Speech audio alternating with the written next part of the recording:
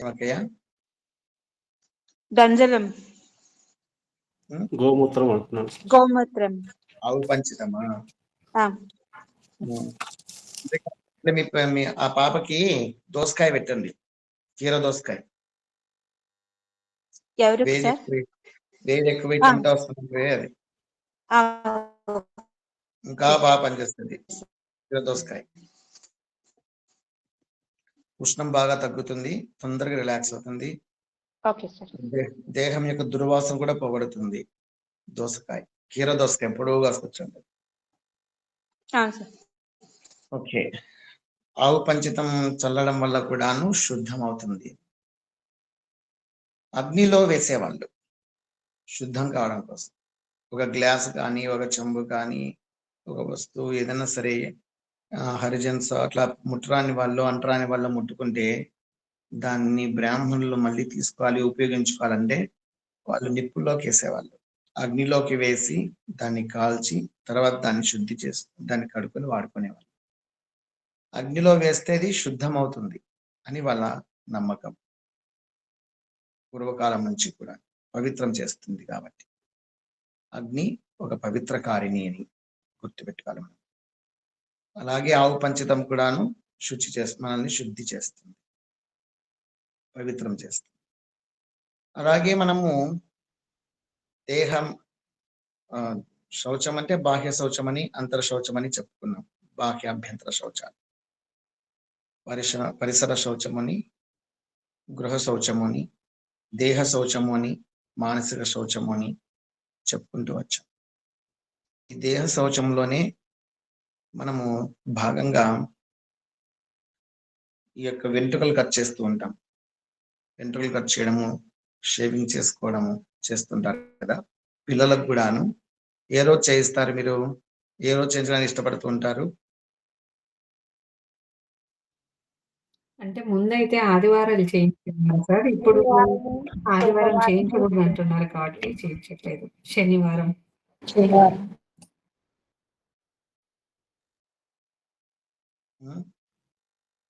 శనివారము చేయిస్తున్నారా? వాస్తవానికి బుధవారం మంచిది అని పెద్దల మాట, శాస్త్రవాక్యం. గోర్లు కట్ చేయడం కానీ ఇవి కూడా శౌచంలో భాగమే. దయ్యాల్లాగా చూడు, ఒక ఇట్లా ఏళ్ళు పెట్టుకుంటూ పోయి దాని నిండా గోరు ఉంది ఆడ. గోరు ఇట్లా వేస్తారు, ఇలా వేసుకుంటే ఇట్లా పైకి పోయి కదా వాళ్ళు వేసింది. వాళ్ళు గోటి నిండా ఇంత పొడవు గోర్లు ఉన్నాయి. పొడవుగా గోర్లు పెంచితే అందమా? పెంచుతా ఉంటారు. పొరపాటున రగ్గు కప్పుకున్నప్పుడు పొరపాటున నిద్రలో గట్టిగా లాగినామంటే రగ్గును, ఆ గోరు ఒత్తుకునిందంటే ఆ రగ్గులోకి తగులుకుందంటే గోరే లేసి వెళ్ళిపోతుంది. దేవుడు కనిపిస్తాడు, రక్తం పుటబుట కారి. అర్థం కాలేదేమో జనాలకు. అలా పొడవుగా పెంచుకోవడం కూడా దరిద్రం. జుట్టు పొడవుగా పెంచుకోవడం కూడా దరిద్రమే. ఎంత తక్కువగా ఉంటే అంత మంచిది జుట్టు. నాకు కూడా ఎక్కువ అయిపోయింది కట్ చేస్తే. చిన్నపిల్లలకు 6 నెలలకు ఒకసారి, సంవత్సరంకి ఒకసారి నున్న గుండు కొట్టించినారు అనుకోండి, 3 ఏళ్ల నుంచి చాలా ముద్దుగా బొద్దుగా తయారవుతారు, షార్ప్గా తయారవుతారు, యాక్టివ్గా తయారవుతారు.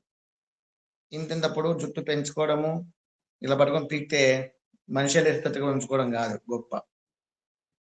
పిల్లలుగా ఉన్నంత వరకు దాదాపు ఒక 10 years వరకు వాళ్ళకి ఆ విధంగా ఎంత ఎక్కువగా గుండు చేయిస్తూ ఉంటే అంత మైండ్ షార్ప్ అవుతుందని చెప్పి శాస్త్రవాక్కు.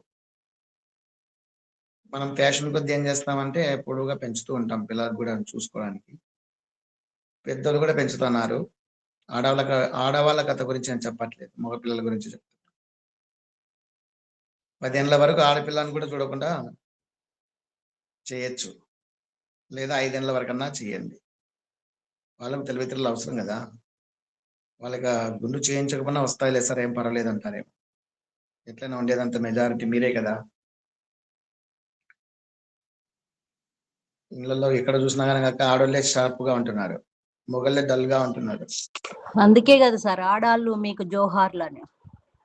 మేమనలేదమ్మా, ఆ రవి అంటున్నాడు అక్కడ. శాస్త్రవచనం కూడా ఆడవాళ్ళకే ఉంటదంట కదా గురుజీ, విజ్ఞానం ఎక్కువ.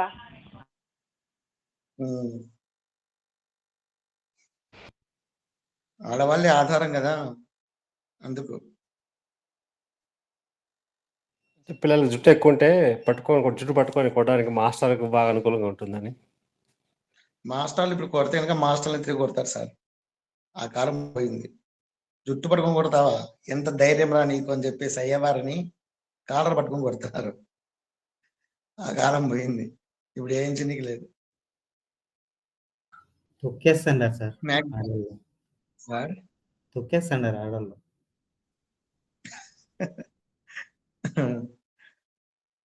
ఆ విధంగా మాక్సిమం జుట్టు తక్కువగా ఉండాలి చిన్నపిల్లలకు. ఎంత తక్కువగా ఉంటే అంత యాక్టివ్. అది చెప్పాలంటే ఒక వ్యర్థమయ్యేటువంటిది, ఎందుకు ఉపయోగపడినటువంటిది.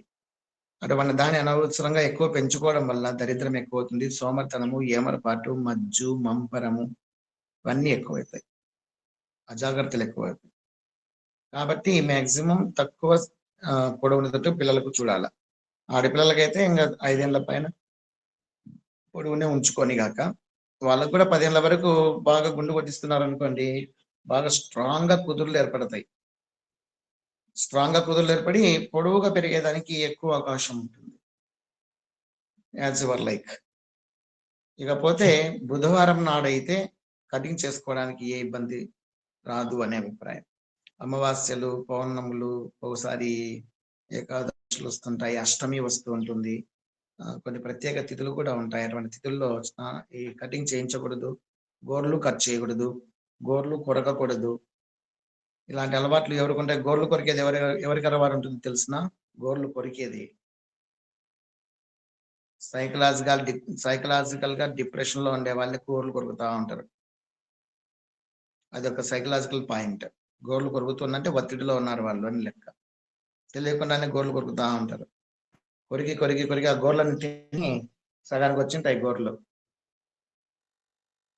అది కూడాను మంచి అలవాటు కాదు, అలా కొరకకూడదు కూడా.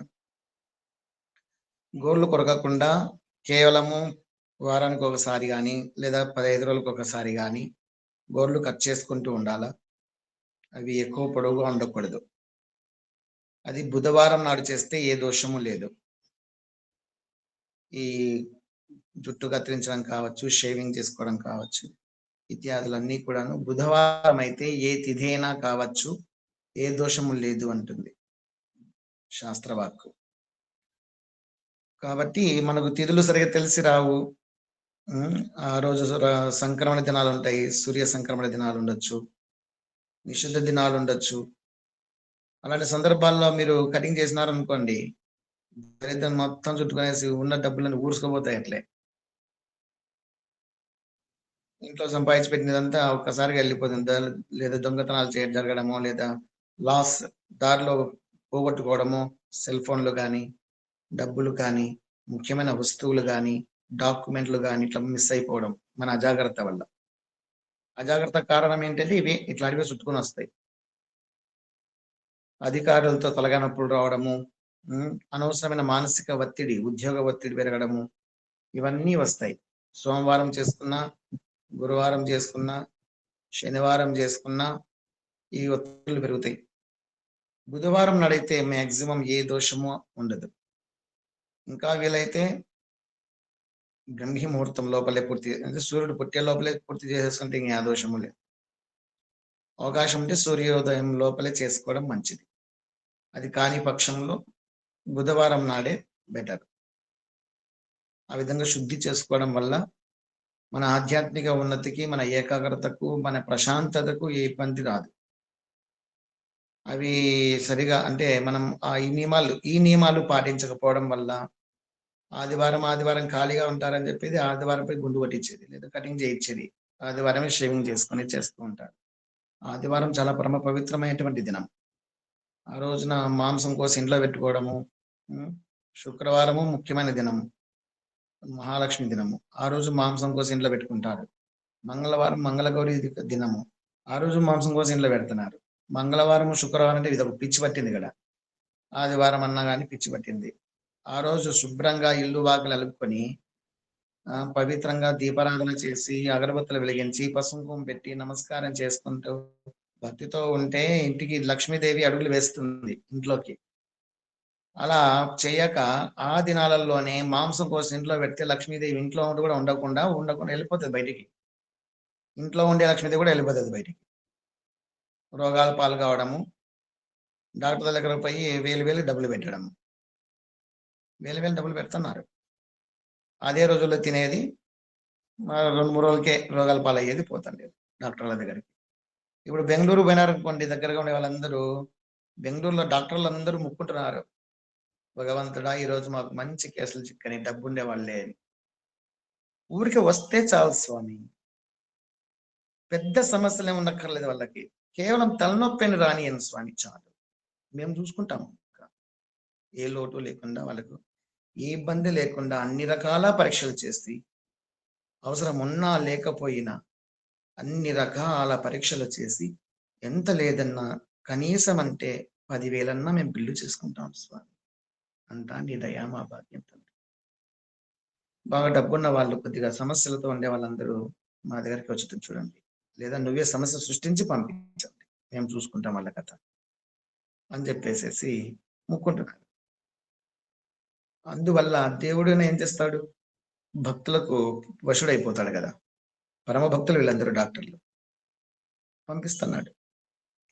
ఈయన నొప్పి వస్తుందని చెప్పేది, ఈయన నొప్పి వస్తుందంటే ఏమైనా మెడకంగా అట్లా పట్టుకోపోతుందేమో, స్వామి డాక్టర్ దగ్గర పోదాం పదండి సార్ అని చెప్పేసి ఇంట్లో పంపించుకుని డాక్టర్ దగ్గరికి వెళ్ళిపోతారు.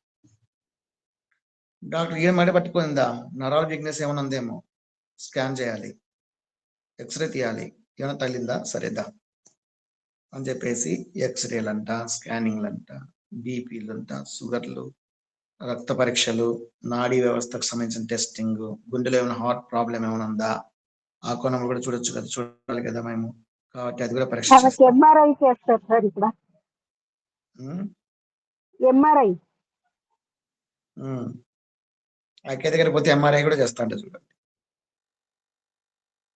ఈ విధంగా డాక్టర్లా మీరు కూడా చేస్తారేమో నేను అనుకున్నా, వీళ్ళకు తెలిస్తే మేలు కదా వినోదక్క.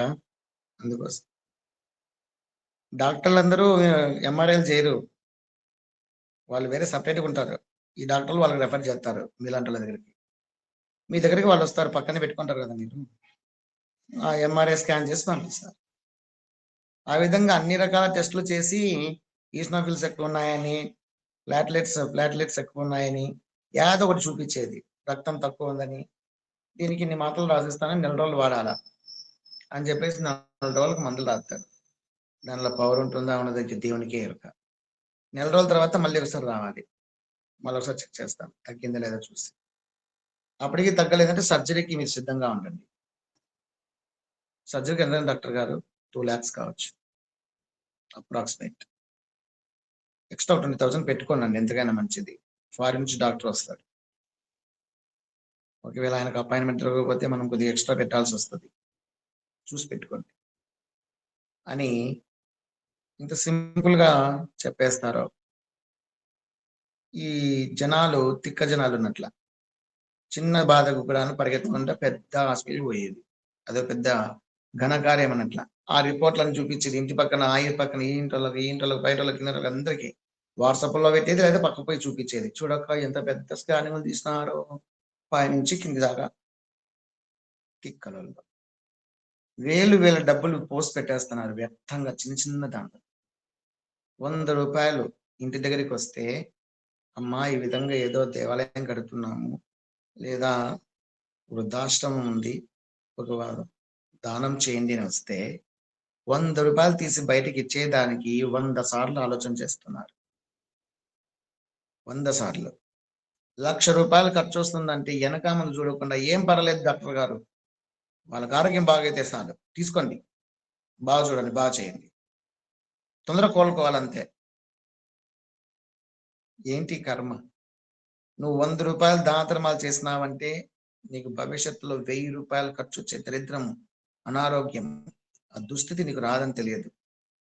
తెలిసిన వాళ్ళైతే దాన ధర్మాలు చేసుకోవడం వల్ల ఆ కర్మ తెగిపోతుందని తెలుస్తుంది. ఈ రోజు నువ్వు 10,000 నువ్వు ఏదైనా దేవాలయానికి దానంగా ఇచ్చినావా, భవిష్యత్తులో నీకు 10 లక్షలు ఖర్చు వచ్చే దరిద్రం రాకుండా పోతుంది. కాలొచ్చి ఇరిగిపోతే లక్షలు పెట్టాల్సిందే. అవి మళ్ళీ బాగైతాయా? ఎన్నేళ్ళు పడుతుంది? ఎంత టైం పడుతుంది బాగా కావడానికి? పోయినాయి మళ్ళీ న్యాచురల్ గా ఉండగలుగుతావా? ఇంపాసిబుల్. సహజ సిద్ధంగా ఉండేటువంటి కాలు ఎక్కడ, అది ఇరిగిపోయి మళ్ళీ బాగు చేసుకునేది ఉండే కాలు ఎక్కడ, ఎట్లా ఉంటుంది? ఇన్ని డబ్బులు దండగా అయిపోయా. ఇదంతా కూడా వ్యర్థపు ఆర్థిక పరిస్థితులే కదా ఇవి. వ్యర్థం.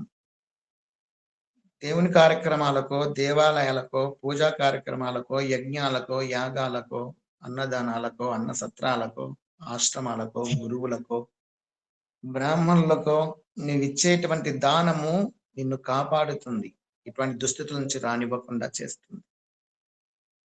అది తెలియక కూడబెట్టే ప్రయత్నం చేస్తూ ఇవ్వాల్సిన చోట చెయ్యి ముందుకు పోని ఒక ఎన్నిక లాక్కొని 10,000 ఇవ్వాల్సిన చోట 100 రూపాయలు చేతిలో పెట్టి, అది కూడా బాధపడుకుంటూ ఏదో గంటంతా పోయినట్లా చింత చేసుకుంటూ, నేను ఎంతో కష్టపడి సంపాదించిన డబ్బు 100 రూపాయలు ఇస్తున్నా తీసుకో అని చెప్పేసి మొహమంతా చిట్లించుకొని ఇస్తూ ఉండేటువంటి వాళ్ళ గురించి ఎంత చెప్తే ఏం ప్రయోజనం?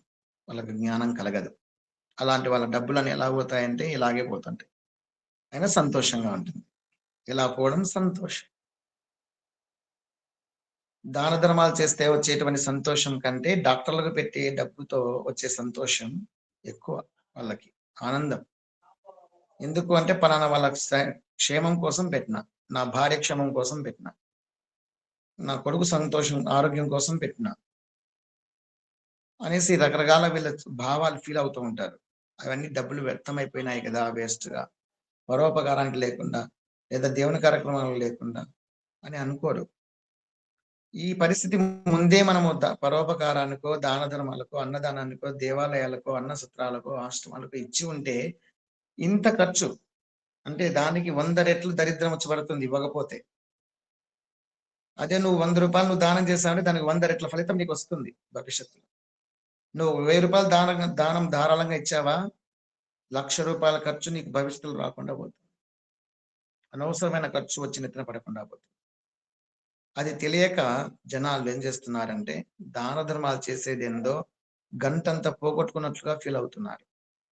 వాస్తవానికి ఉండే గంటు అనారోగ్యాలు, అశాంతులు, దొంగతనాలు, దోపిడీలు, దౌర్జన్యాలు చేసి తీసుకుపోకుండా ఇది కాపాడుతుందని తెలియడంలే.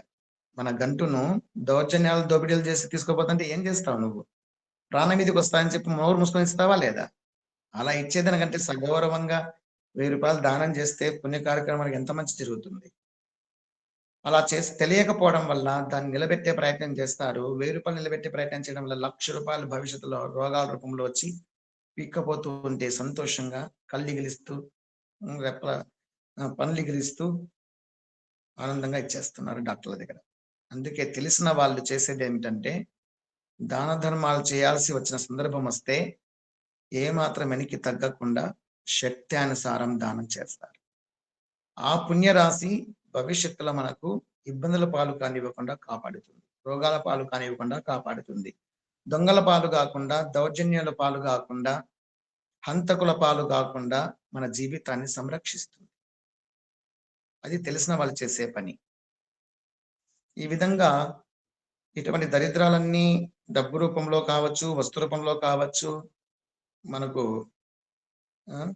ఇబ్బంది కలిగించకుండా ఉండాలంటే ఆదివారం నాడు, శుక్రవారం నాడు, మంగళవారం నాడు శుభ్రంగా ఇల్లు పెట్టుకొని, ఇల్లు వాకిలు శుభ్రంగా అలుక్కొని, పసుపు పెట్టి, అగరబత్తులు వెలిగించి చక్కగా పవిత్రంగా మాంసం కోసి పెట్టకుండా పవిత్రంగా అమ్మవారికి ఆరాధన చేస్తే, లేదా ఆదివారం అయితే సూర్య భగవానికి, శుక్రవారం అయితే లక్ష్మీదేవికి, మంగళవారం అయితే గౌరీదేవికి పూజ చేసి నమస్కరించుకుంటే ఆ ఇంట్లో ఎటువంటి రోగాలు, చీడలు, పీడలు రావు.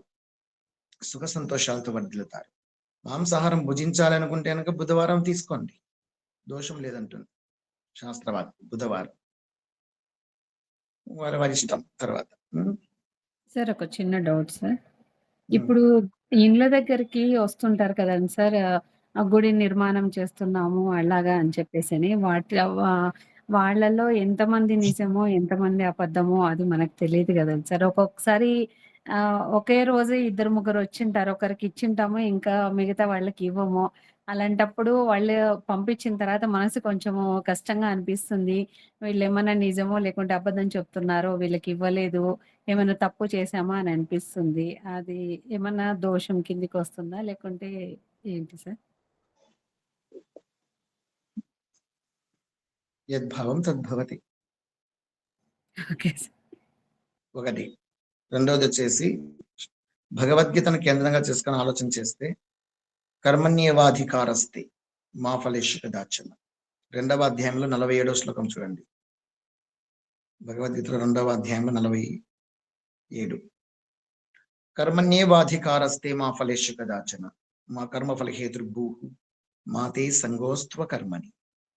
మనము కర్మ చేయటంది అధికారం కలదు, కానీ దాని ఫలితం మీద నీకు వద్దు అంటాడు శ్రీకృష్ణ పరమాత్మ. నువ్వు పని చేసేంత వరకే నీ పని, దాని ఫలితం గురించి నువ్వు ఆలోచన చేయొద్దు. నువ్వు దానం చేసే వరకే నీ పని.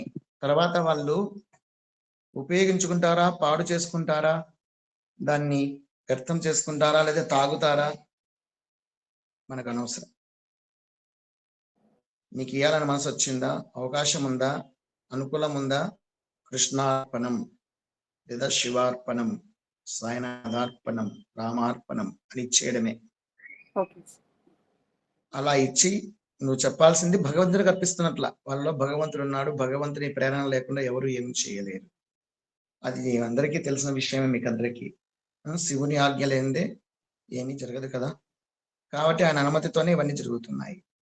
కాబట్టి శివ, నీ ఆజ్ఞ లేకుండా ఏది జరగదనేటువంటి మాటకు కట్టుబడి దాన్ని నమ్మి ఎవరికి ఇస్తున్నా నీకే ఇస్తున్నట్లుగా భావిస్తూ నేను దానం చేస్తున్నాను, శివార్పణం.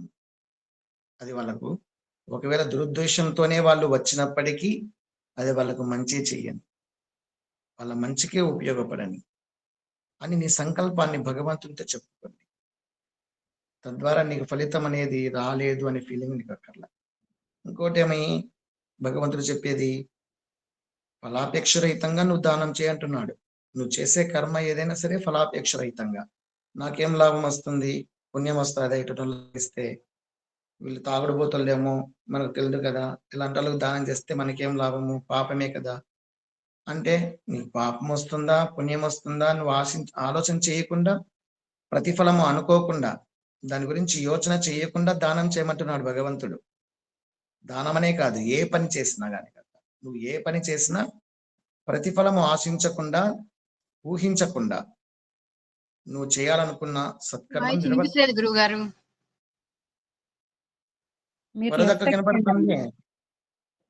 మీరు లెఫ్ట్ అయి జాయిన్ అవ్వండి అమ్మా, అందరికి వినిపిస్తుంది. Okay okay. కాబట్టి భగవంతుడు చెప్తున్నది నిష్కామ కర్మ, ప్రతిఫల రహితమైనటువంటి కర్మ. ఏ ప్రతిఫలము ఆశించకుండా మనము కర్మలు చేయాల. నీ దగ్గరికి భిక్షగాడు వచ్చాడు, భవతి భిక్షాందేహేను, ఏదైనా సహాయం చేయండి అమ్మా అని. నీ దగ్గర అవకాశం ఉంది, అవకాశం ఉండి కూడాను లేదని చెప్తే తప్పే. సర్వేశ్వరునికి తెలుసు కదా, దేవుని దగ్గర అన్ని దాచిపెట్టలేం కదా. షిరిడి సాయిబాబా దగ్గరికి ఒక భక్తుడు వస్తాడు.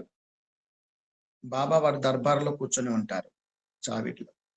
అప్పుడు భక్తులందరూ ఉంటారు. ఆ సందర్భంలో ఒక భక్తుడు వచ్చి, బాబా నాకు బ్రహ్మజ్ఞానం కావాలి బాబా, ఎట్లా చేసి మీరు నాకు ఇవ్వాలి అని అడిగినాడు. బ్రహ్మజ్ఞానం కావాలి ఇవ్వు బాబా అని షిరిడి సాయిబాబా వారిని. సరే నీకు బ్రహ్మజ్ఞానం కావాలన్నా సరే కూర్చో అని చెప్పేసి కూర్చోమన్నాడు. బాబా వారు ఒక చిన్న పిల్లవాడిని పిలిచి, ఫలానా వారి ఇంటి దగ్గరికి పోయేసేసి, బాబాకు ఒక 5 రూపాయలు డబ్బులు కావాలంట, అప్పుగా ఇవ్వండి అని చెప్పేసి ఇప్పించుకురాపు అని పంపిస్తున్నారు. ఆ బ్రహ్మజ్ఞానం కావాలని కోరిన వ్యక్తి ముందే, ఆ వ్యక్తి ముందే ఈ పిల్లగాడు పోయినాడు. పోయి పిల్ల కాసేపటికే వచ్చినాడు. మధ్య మధ్యలో ఇతడు అంటున్నాడు, నాకు బ్రహ్మజ్ఞానం ఈ బాబా. సరే ఇస్తలే కూర్చో. ఆ పిల్లోడు వచ్చినాడు, బాబా వాళ్ళ దగ్గర 5 రూపాయలు అంత డబ్బులు లేవంట బాబా. అప్పుడు 5 రూపాయలు అంటే 5,000తో సమానము, 50,000తో సమానము ఉంటుంది. 100 సంవత్సరాల క్రితం, 110 సంవత్సరాల క్రితం, 110 సంవత్సరాల క్రితం అంత డబ్బు లేదంట బాబా అని చెప్పేసి అనిపించినాడు. సరే అయితే ఇంకొకరి ఇంటికి పోయి రాపు అని చెప్పేసి మళ్ళీ పంపించినాడు. ఇతడేమో మళ్ళీ అడుగుతాడు, బాబా నాకు బ్రహ్మజ్ఞానం బోధించు, బ్రహ్మజ్ఞానం తెలియచేయ. సరేలేవయ్యా కూర్చోరని చెప్పి నేను ఇస్తాను అన్నాడు. ఆ పిల్లగాడు పోయేసి మళ్ళీ వెంటనే వచ్చాడు కాసేపటికి, వాళ్ళ దగ్గర లేదంట బాబా. సరే ఇంకొక ఇంటి దగ్గర పోయి రాపు అని చెప్పేసి మళ్ళీ పంపిస్తున్నాడు. ఈ బ్రహ్మజ్ఞానం కావాలంటే నాకు బ్రహ్మజ్ఞానం బాబా నాకు బ్రహ్మజ్ఞానం చెప్పు. కాదయ్యా, బ్రహ్మజ్ఞానం పొందాలంటే అది అంగడి వస్తువా? ఏమి అదేమన్నా కొనుక్కునేదేమయ్యా? బ్రహ్మజ్ఞానం కావాలన్నటువంటి వానికి ఎంత వైరాగ్యం ఉండాలి, ఎంత భక్తి ఉండాలి, ఎంత అణకువ ఉండాలి, ఎంత ఓర్పు, నేర్పు, సహనము, శాంతము ఉండాలి. నీ దగ్గర నీ జోబులో ఎంత డబ్బులు ఉన్నాయో నాకు తెలుసు. నేను 5 రూపాయల డబ్బుల కోసం అని చెప్పి ఆ ఇంటికి పంపిస్తుంటే నువ్వు చూస్తూనే ఉండవు. బాబా 5 రూపాయలే కదా బాబా, నగరం ఎప్పటి తీసుకో అని ఇచ్చే బుద్ధి ఏమైనా వస్తుందేమయ్యా నీకు? నీ జేబులో డబ్బులు లేవా? నీ దగ్గర పైసలతో కూడా చెప్తా నేను ఎంత డబ్బులు ఉన్నాయో. డబ్బులు పెట్టుకొని కూడాను, అరే బాబా గారు నాకు ఇంత జ్ఞానం కావాలని వచ్చినాను గురువు దగ్గరికి అని, ఆ గురువు 5 రూపాయల కోసం తంటాలు పడుతున్నాడే. నా దగ్గర ఎంత డబ్బు ఉంది, 5 రూపాయలు నేను దానం చేయలేనా? సహాయంగా ఇవ్వలేనా? బాబాకి ఆ మాత్రం ఇచ్చుకోలేనా ఏంటి అని కనీసం నీకు బుద్ధి పుట్టడం లేదు కదా. ఇంత లోభిగా ఉండేవానికి బ్రహ్మజ్ఞానం ఎట్లా వస్తుందిరా మూర్ఖుడా అని చెప్పేసి బాబా వారు తిరస్కరించారు. అంటే ఇక్కడ మనం చెప్పేది ఏమిటంటే, ప్రతిఫలము ఆశించకుండా మనము సకల కర్మలు చేయాలి. అయితే సందర్భోచితంగా మనము భగవదార్పితంగా చేయాలి. కర్మలు చేయాలి, ప్రతిఫలం ఆశించకుండా చేయాలి, కర్తవ్య కర్మలు చేయాలి. నీ దగ్గరికి కర్తవ్య కర్మ ఏమిటి? ఎవరైనా నీ దగ్గర సహాయార్థమై వస్తే నీకు ఒక రుణం ఉంది కదా, సమాజ రుణం అనేది ఉంది. ఎవరైనా నీ సహాయార్థమై వస్తే లేదనకుండా సాధ్యమైనందుకు సహాయం చెయ్యి. నీ దగ్గర చేసే శక్తి లేదా సలహా అన్న ఇవ్వు. పలానా చోటికి దగ్గరికి వెళ్తే మాట సహాయం, పలానా చోటికి వెళ్తే నీకు పని జరుగుతుంది, ఆ మాత్రం మాట సహాయం కూడా చేయలేవా? ఆ విధంగా మనము సత్కర్మలు చేస్తూ పోవాలి. ఈశ్వరార్పణ బుద్ధితో పనులు చేయాలి.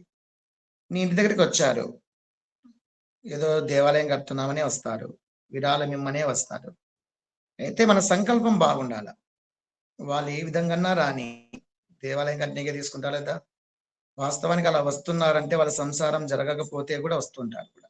కొంతమంది ఇంట్లో భార్య పిల్లలను పోషించుకునే శక్తి లేని వాళ్ళు కూడాను ఏదైనా బుక్ దొరికించుకోనో, ఎవరో వాళ్ళు పడేసింటే మూల ఆ బుక్ తెచ్చుకోనో, 2 3 కలుసుకొనేసేసి బుక్ పట్టుకొని వస్తున్నారు. వచ్చిన వాళ్ళే వస్తారు మళ్ళీ ఒక 3 నెలలు ఇచ్చుకొని. మనకేమనిపిస్తుంది, వీళ్ళు వాస్తవానికి దేవస్థానం కోసం రాలేదని మనకు ఐడియా వస్తుంది. ఒకసారి అయితే ఇస్తాం, మళ్ళీ తొందరగానే వస్తున్నారంటే వీళ్ళు కాదు అని మనకు ఐడియా వస్తుంది. అయినప్పటికీ కూడా గాక వాళ్ళు ఎందుకు వస్తున్నారు?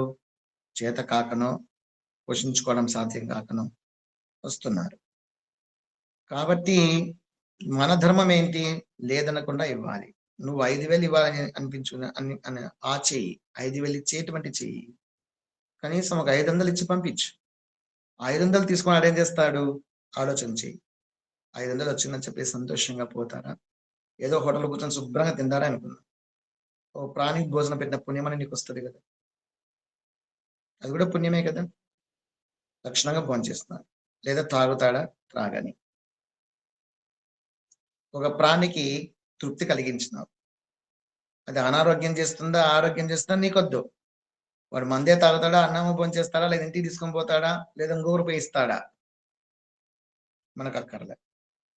అందుకే భగవంతుడు చెప్తున్నది ఏంటంటే, ఫలాపేక్ష రహితంగా ఈశ్వరార్పణ బుద్ధితో దానం చేయి. శివార్పణం, కృష్ణార్పణం అని ఇస్తే అది భగవంతునికి చెందాంగా. ఆ తర్వాత వాళ్ళు ఆ డబ్బుని ఏం ఉపయోగించుకోవాలో, ఎట్లా ఉపయోగించుకోవాలో ఆయన చూసుకుంటాడు. నీకేం కావాలో అది వస్తుంది.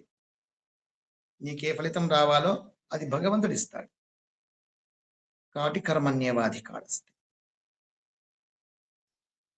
మా గురువు గారు మరియు భగవద్గీత గీతా ప్రదీపం అని బుక్ రాసినారు చూడండి. గీతా ప్రదీపం అని, భగవద్గీతా ప్రదీపం అని బుక్కులు ఉన్నాయి చూడండి. గీతా తాత్పర్య ప్రదీపం, గీతా తాత్పర్య ప్రదీపం అనే బుక్కులు ఉన్నాయి చూడండి. చిన్నవి, పాకెట్ సైజే ఉంటాయి. కన్నడలోనూ ఉన్నాయి, తెలుగులోనూ ఉన్నాయి. ఆ బుక్కుకు అంటే ఆ పుస్తకములో భగవద్గీతకు భాష్యం రాసిన వాళ్ళు శంకరానంద స్వామీజీ అని మీకు తెలుసు. భువనందాశ్రమం, వేంపల్లి, గండి క్షేత్రం, కడప జిల్లా. ఆ గురువు గారి శిష్యులే రామకృష్ణానంద స్వామిజీ, మా గురువు గారు అయినటువంటి కేశవానంద స్వామిజీ.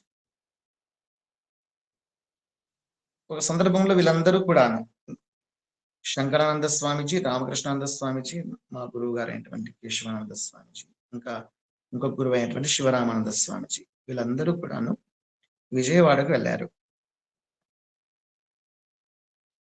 తిరుపతి నుంచి.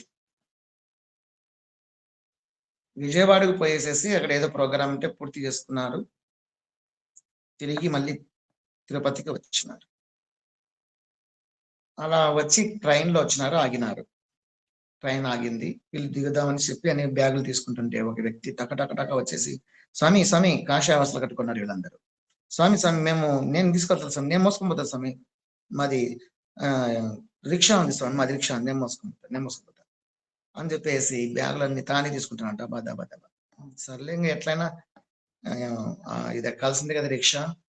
ఇది 40, 50, 1940, 50, 60, 1960 ఆ టైం ఉంటుంది. 1960, 1970 ఆ మధ్య ప్రాంతం. సరే అని చెప్పేసి ట్రైన్ లోంచి బ్యాగులు అవన్నీ టపా సూట్ కేసులు అవన్నీ తీసుకునేసి అన్ని భుజానికి వేసుకుని తల మీద వేసుకునేసి రిక్షా దగ్గరకు వచ్చాడు. వచ్చేసి అవన్నీ లోపల పెట్టుకున్నాడు. స్వామిలు కూర్చోబెట్టుకున్నాడు. తానే తోలుకొని పోతున్నాడు. ఎక్కడ తీసుకుపోవాలో అక్కడ తీసుకుపోయిన తర్వాత ఆ రిక్షా వాడు తిరుపతిలో ఎంతో డబ్బులు అని అడిగినాడు శివరామానంద స్వామికి. అడిగితే మామూలుగా అయితే ఎప్పుడు వచ్చినా కనుక వాళ్ళు ఇచ్చేది అక్కడి నుంచి అక్కడికి 2 రూపాయలు తీసుకుంటారు. కానీ 20 రూపాయలు అడిగినాడు. 20 రూపాయలు అడిగేటప్పటికి ఎందుకు ఇంత డబ్బు అని అడిగినాడు. ఇది అన్యాయం కదా అని అంటాను. లేదు స్వామి, నేను ఇంతే తీసుకునేది స్వామి, ఇవ్వాలి స్వామి, అంతే నేను తీసుకునేది 20 రూపాయలు స్వామి అని అంటున్నాడు. అంటే ఏందయ్యా, ఏది అన్యాయం అయ్యా, ఏమనుకుంటున్నావు నువ్వు? స్వామి దగ్గర ఇట్లా మోసం చేస్తే తప్పు, పాపం వస్తుంది వాదిస్తూ ఉంటే శంకరానంద స్వామిజీ వింటున్నాడు. విని, శివరామానంద, ఇచ్చేవయ్యా, ఇచ్చే, వాదించొద్దు వాళ్ళతో, ఇచ్చేయి, సంతోషపడతారు, ఇచ్చేయి. కాదు స్వామి, ఇది అన్యాయం, ఇట్లా ఇవ్వడం కూడా తప్పు, మనం ఇట్లా చేస్తే ఇంకొకరికి అట్లా చేస్తారు. నీకెందుకయ్యా ఇచ్చేయి, ఒకరి గురించి మనకెందుకు, మనమేం సంపాదిస్తున్నామా, ఎవరో ఇస్తున్నారు భక్తులు, ఇట్లా ఇస్తున్నామంతే. శివార్పణమని ఇచ్చేవయ్యా, శివార్పణమని ఇచ్చేయి అన్నాడు. గురువు గారితో ఏం మాట్లాడలేక, సరే పట్టు తీసుకో అని చెప్పేసి ఇచ్చేసి, కాదు శివరామానంద, ఆ 20 రూపాయలతో ఏం చేస్తాడు? సంతోషంగా ఈరోజు 20 రూపాయలు డబ్బులు సంపాదించని చెప్పి ఇంటికి పోయి భార్యతో చెప్తాడు.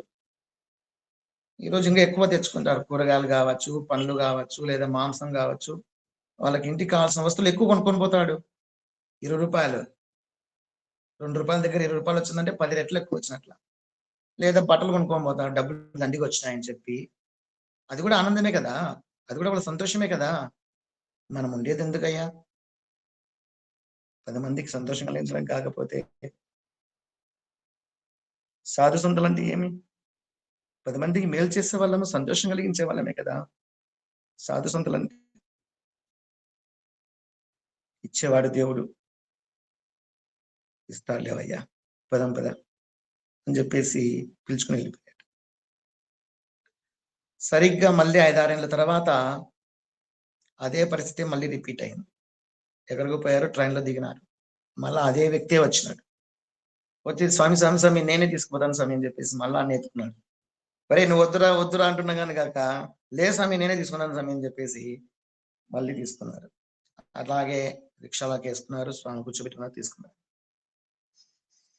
ఎవడు దించాడో దించాడు. దించిన తర్వాత ఎంత డబ్బులు అడిగే పనిలే అని చెప్పేసి 20 రూపాయలు తీసిస్తున్నాడు. ఇస్తుంటే స్వామి వద్దు స్వామి, నాకు 20 రూపాయలు వద్దు అన్నాడు.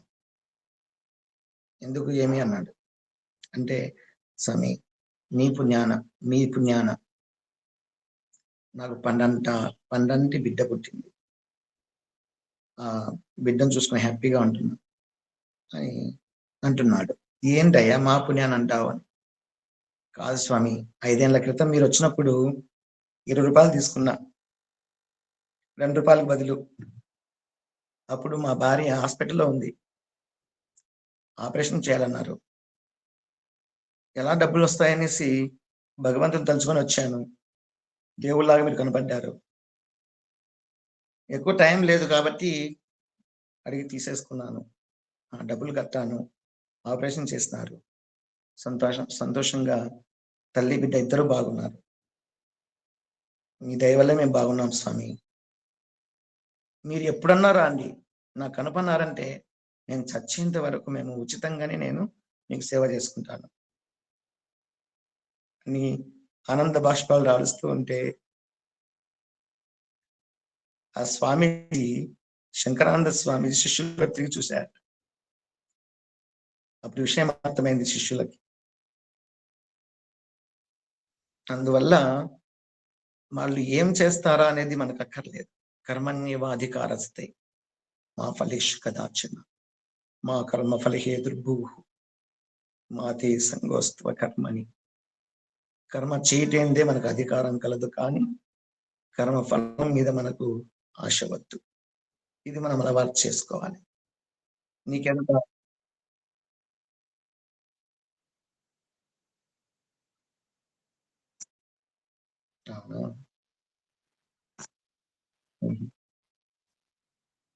కాకతాళీయంగా జరిగినటువంటి సందర్భం ఇదన్నమాట. మీరు చెప్పుకున్నది నేను చెప్తున్నది ఒకటే. ఏంటంటే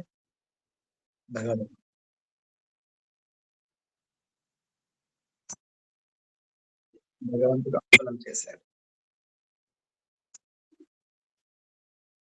కాబట్టి దాన ధర్మాలు చేయాల్సి వస్తే ఏమాత్రం వెనక్కి తగ్గద్దండి. 10 రూపాయలను దానం చేయండి, లేదనకుండా చేయండి, ఏదో ఒక తీర్చి పంపించండి, లేదననే అనద్దండి ఎప్పుడే గాని. దాన ధర్మము వలన స్వర్గము తనను తెలిసితే మోక్షము. దాన ధర్మము వలన స్వర్గం తనను తెలిసితే మోక్షము. తనను తెలిపిన గురుడే దైవం అమర శ్రీనారాయణ. తనను తెలిపిన గురుడే దైవము అమర శ్రీనారాయణ. రామ రామ ముకుంద మాధవ రామ సద్గురు కేశవ. రామ దశరథ తనయ దేవా రామ శ్రీనారాయణ. కైవారం తాత చెప్పిన సంకీర్తనం ఇది. కైవారం చూసారా మీరు? ఎవరన్నా దగ్గరగా ఉండే వాళ్ళు పోయి దర్శించుకోండి. ఆ సద్గురు ఆయన. చూసాం సార్ చాలా సార్లు. అమరే నారాయణ స్వామి కైవారం తాత సజీవ సమాధి చెందినటువంటి మహానుభావుడు. ఆ మహానుభావుడు చెప్పిన మాటలు ఇవి. దాన ధర్మం వలన స్వర్గం అంటే సుఖంగా ఉంటాం, సంతోషంగా ఉంటాం. చెప్పాను కదా, ఎవరెంత డబ్బు సంపాదించినా దాంట్లో తెలుసో తెలియకో లేదా వృత్తిరీత్యానో దోషం ఉంటుంది.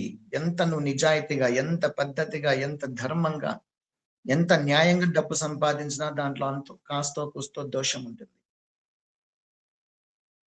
ఒక గవర్నమెంట్ డాక్టర్ కావచ్చు, ఎంప్లాయ్ కావచ్చు, ఒక ఉద్యోగస్తులు ఎవరైనా సరే అవినీతికి పాల్పడకుండా సంపాదించిన డబ్బులో కూడాను దోషం ఉంటుంది. ఎందుకంటే తీసుకునే జీతానికి చేసే పనికి ఏమాత్రం సంబంధం ఉండదు. తీసుకునే జీతం ఎక్కువ, చేసే పని తక్కువ, శ్రమ తక్కువ. ఏ 50% కూడా మనము న్యాయం చేయలేము కూడా తీసుకునే జీతానికి.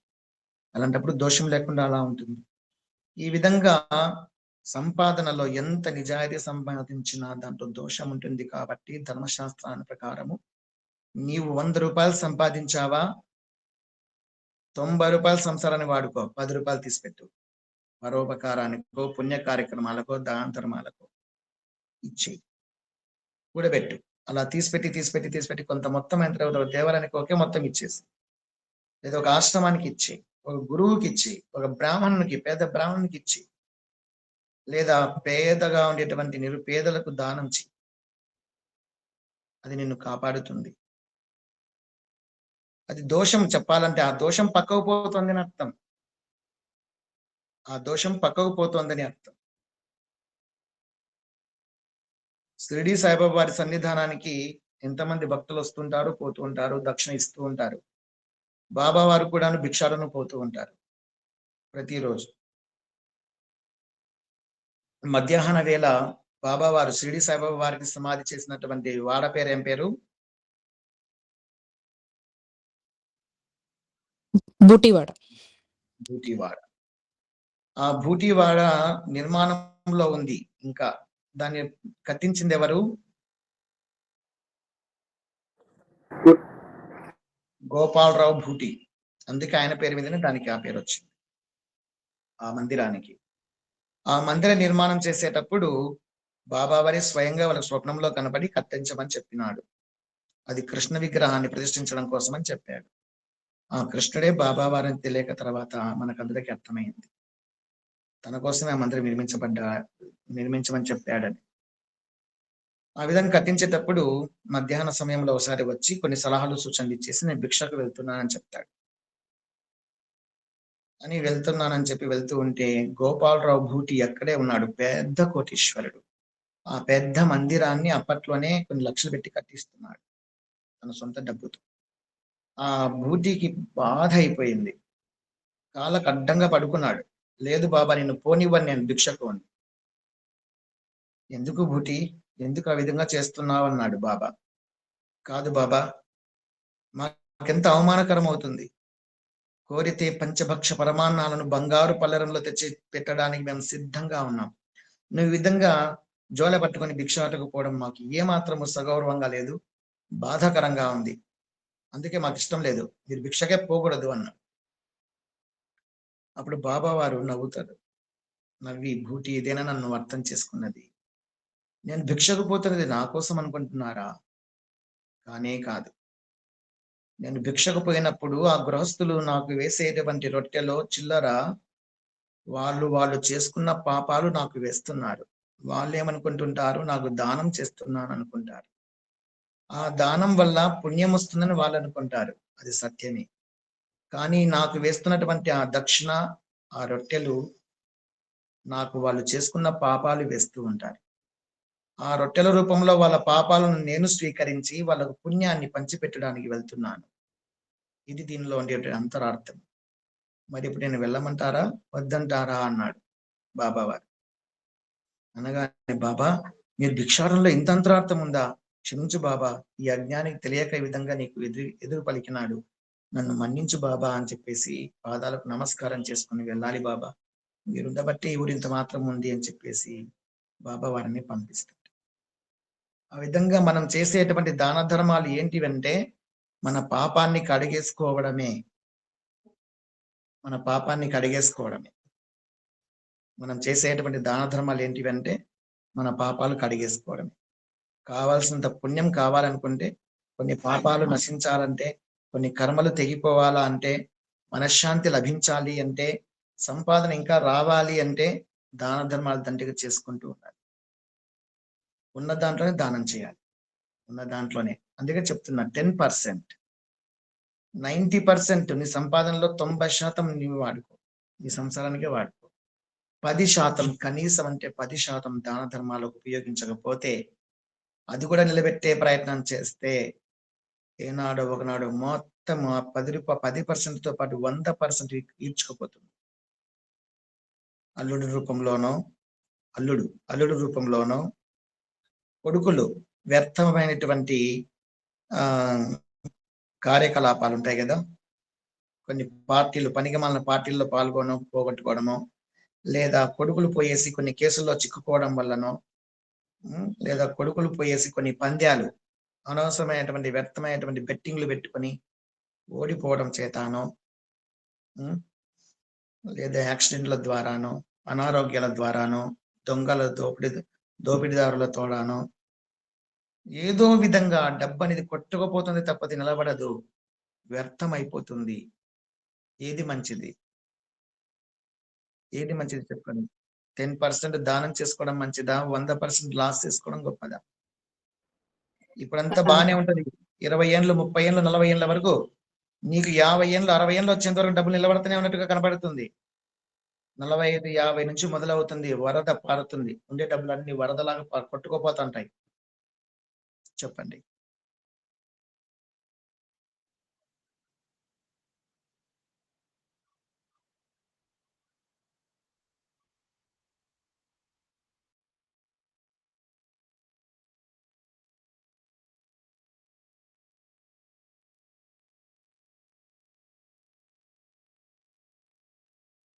ఓకే, భగవంతుడు చూసేది అన్నీ చూస్తుంటాడని తెలుసు కదా.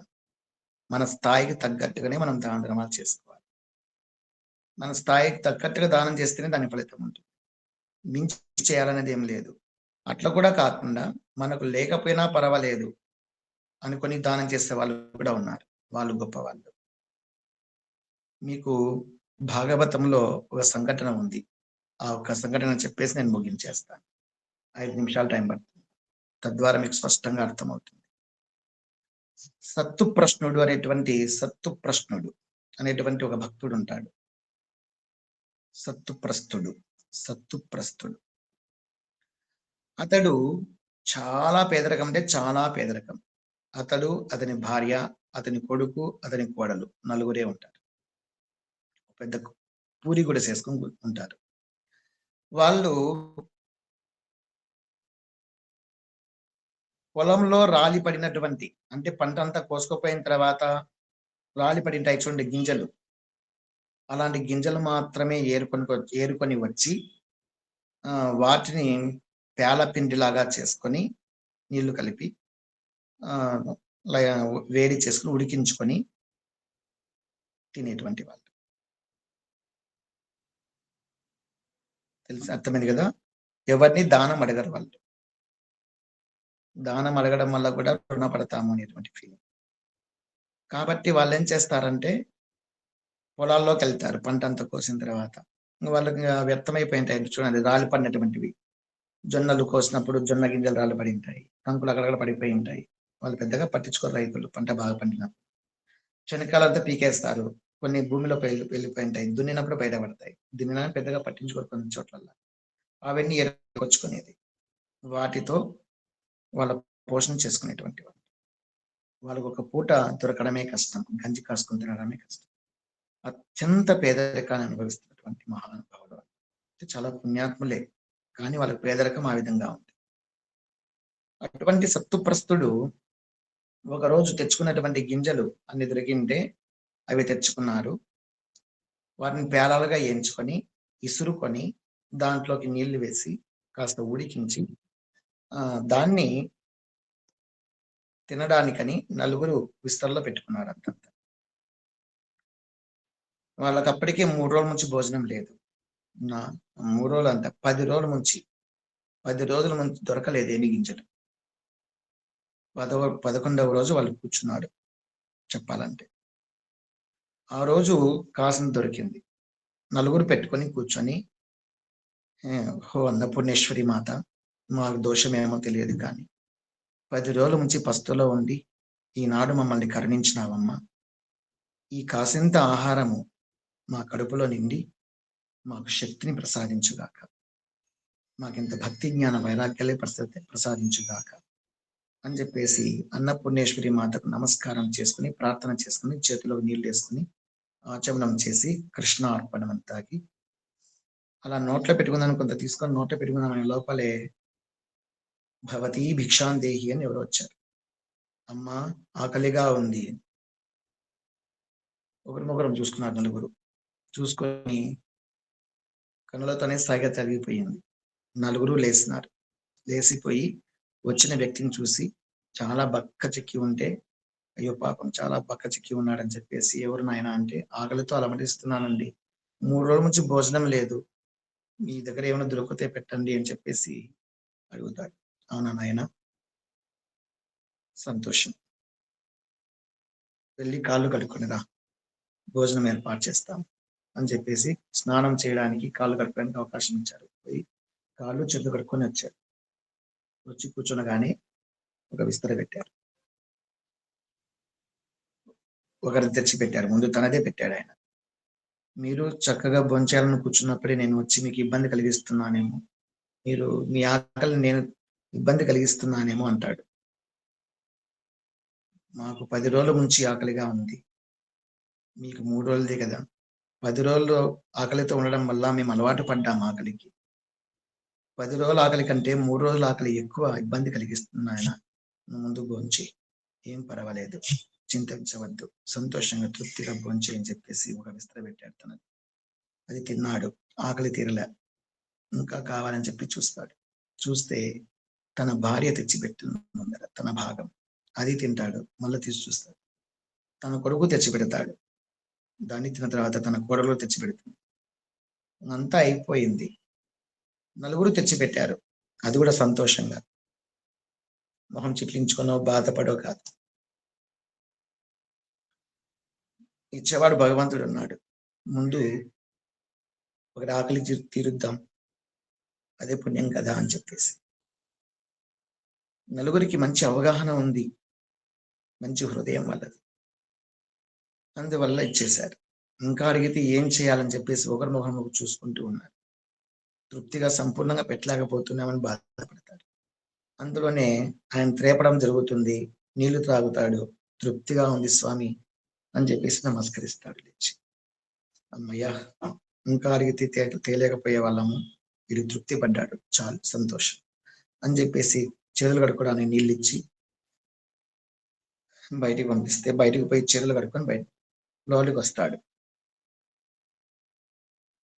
ఆ విధంగా వచ్చి, మహానుభావ, నీ దయ వల్ల నాకు ఆకలి తీరింది, ఎంతో ధన్యుణ్ణి, నీకు కూడా భగవంతుడు శ్రీమన్నారాయణుడు చల్లగా కాపాడుగాక, నీకు ఏ లోటు లేకుండా భగవంతుడు చల్లగా కాపాడుతాడు స్వామి, ఇంత పుణ్యాత్ములు మీరు అని మాట్లాడుతుండగానే ఆ యొక్క వచ్చినటువంటి వేద బ్రాహ్మణుడు తిన్నాడు కదా, ఆయన చేయి కడుక్కున్న చోట ఒక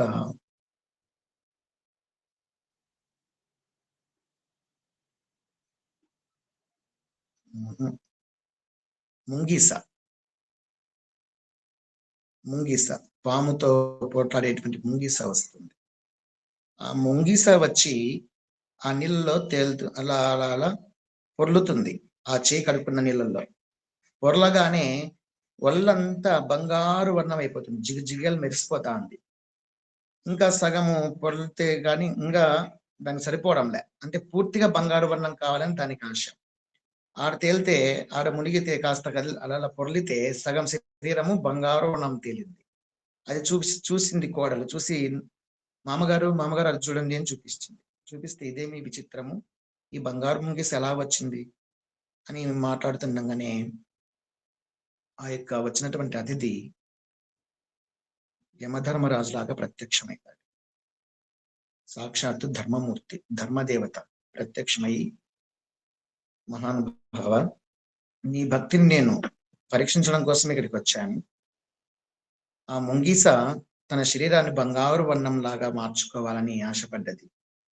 ఎవరైతే మహాదానం చేసి ఉంటారో, అన్నదానం, ఎవరైతే గొప్పగా అన్నదానం చేసి ఉంటారో అక్కడ పొర్లితే దాని బంగారు ఛాయ వస్తుందని చెప్పి తెలిసింది. అందుకే ఇక్కడికి వచ్చింది. సగం శరీరం బంగారు వర్ణమైంది.